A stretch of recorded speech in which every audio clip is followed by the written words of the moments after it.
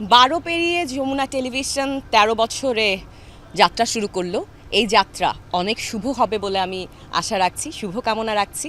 আর এই 12 বছরের যাত্রায় যমুনা টেলিভিশন অলরেডি আমাদের কাছে প্রিয় হয়ে উঠেছে নানাভাবেই, তার কর্ম এবং কথায় এবং নিষ্ঠায় সেই জায়গা সামনেও ধরে রাখবে বলে আমি আশাবাদ ব্যক্ত করছি।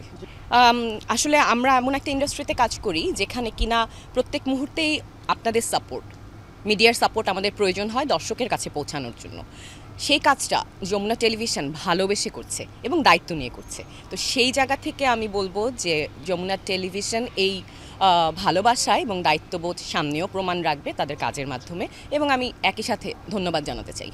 নিরপেক্ষতা খুব আপেক্ষিক হয়ে উঠেছে এখন, সত্যের মতো। মানে আগে আমরা জানতাম সত্য ধ্রুব, কিন্তু এখনকার সময়ে এসে সত্যেরও অ্যাঙ্গেল তৈরি হয়েছে।